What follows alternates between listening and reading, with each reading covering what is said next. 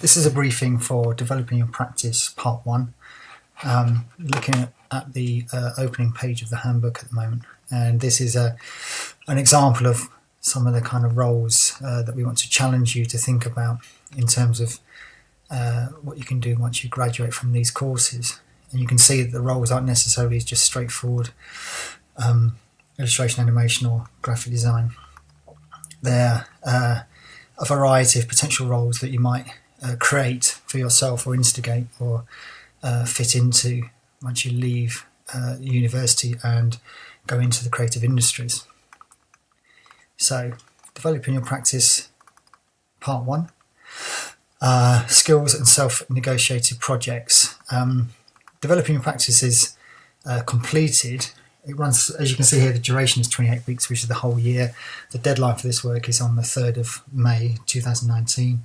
But this aspect of developing your practice, the skills and self-negotiated projects, are to be done throughout the year.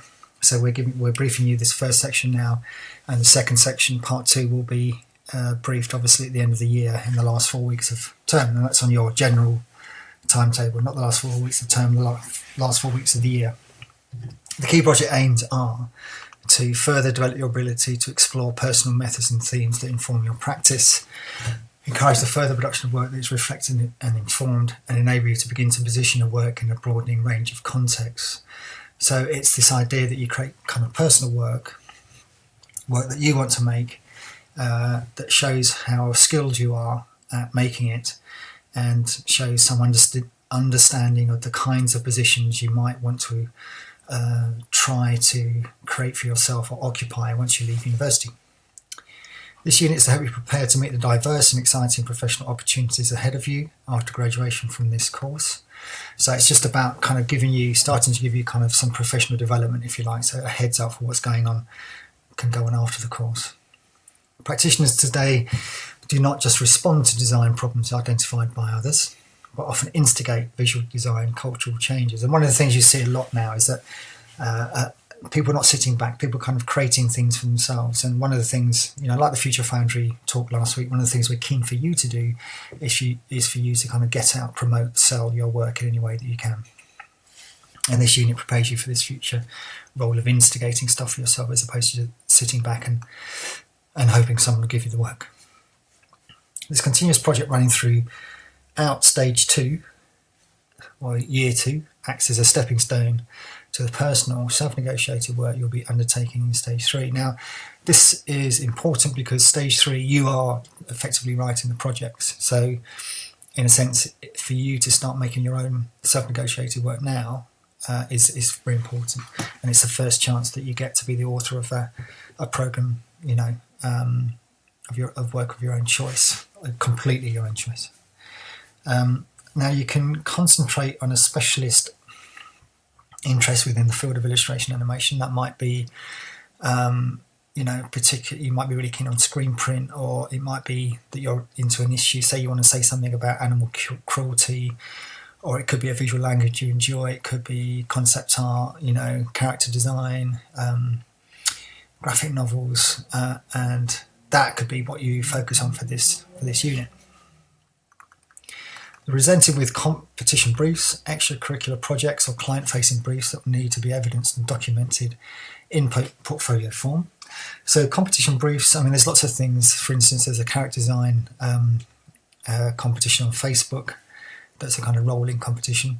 And obviously things like that are there to sort of start to scope out talent that's going around. So, these sort of things might be, if you wanted to do that, then you would be good to kind of get involved. Extracurricular projects, again, things like the Future Foundry and Boeing are visiting today to talk about what they do. And it just has to be really clearly evidenced and documented, presented as a portfolio, as if, to show your engagement with these client-facing or extracurricular projects. So the skills workshops, and that includes the ones run in the unit and the optional workshops, which you'll be hearing about, run parallel to the project work. So in any role that you pursue, if you're thinking about potential client or employer, you need to be able to show the skills that you have, and that evidence from the workshops is very important to show an employer, because it proves the fact that you can actually do something. So, if you've got a kind of a wide variety of stuff, it doesn't necessarily mean that they're going to employ you for that particular skill within a wide variety of skills. It shows that you've got an inquiring mind. And that's the thing that they're looking for. That employers always, all the time, they say they need employees with open-mindedness to new challenges and to be able to experiment creatively. And also throughout the year, it's very important, you must keep a unit file. If you didn't keep one in the first year, the unit file is just a place to keep all your handouts. Okay, so outcomes and brief. A portfolio of activity that evidences your skills and your understanding of external projects. So a portfolio, sketchbooks, tests, experiments, outcomes mounted, everything mounted cleanly and clearly so that we can assess it, easily. Part of your, like we were saying at the initial briefing, part of your communication and presentation criteria is to present work for assessment so it can be easily seen, and this is also good practice for presenting work to employers. Outcomes. So outcome 1, component 1, is the acquisition of skills. The presentation of your acquisition of skills, in other words, your skills workshop should not just be technical.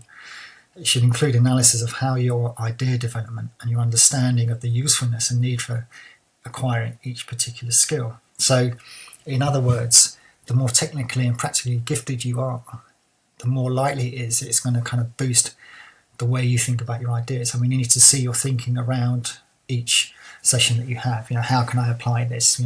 Potentially. Doesn't mean to say you're going to do it, but it's about opening up avenues of exploration as much as anything else.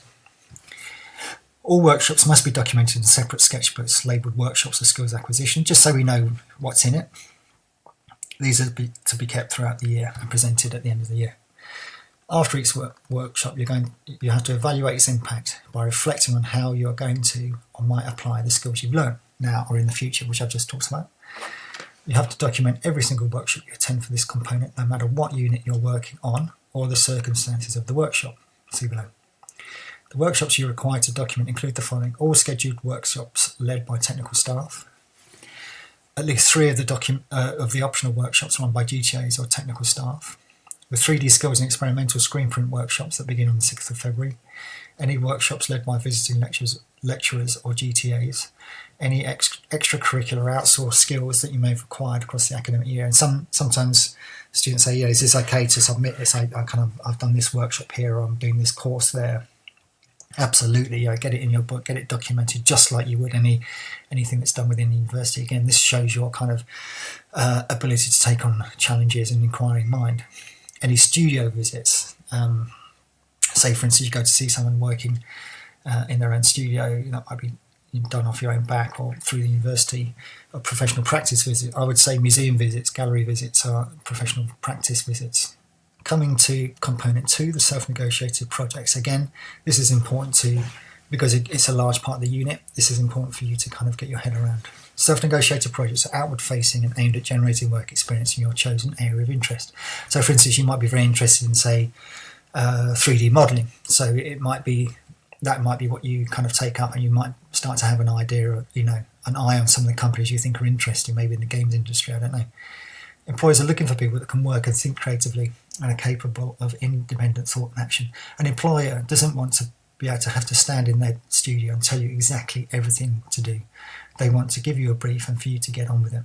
Generating your own briefs and work and applying to competitions are good ways to do this, because this gives you valuable experience about how you're kind of, getting on with that aspect of the practice, if you like. It helps create interest in your practice from employees or in the industry generally, just like I was talking about the character design element of getting your work out, and shows, so that would mean, industry people will start to get to know it, if they see something they find really interesting, and it's just one way of kind of, one way of many to kind of start to get your work out there, and shows initiative in the development of a career path. So what we want you to do is respond to at least 2 of this list below. So the 3 things in this list, 1, 2, 3. Number 1 is a live brief offered by staff. So sometimes we get jobs come in and we'll say, do you want to try this? Do you want to do this? And that'll be emailed through the Developing Your Practice unit. Competition briefs. offered by organisations relevant to your area of interest. This could be entering an animation festival, or we'll be emailing you competition briefs, so look for competition briefs. Or it could be an individual project developed by yourself. Now, this could be evidence of an internship. Say you've approached a local company and you've worked with them for a week, or a brief that emerges from a key area of interest.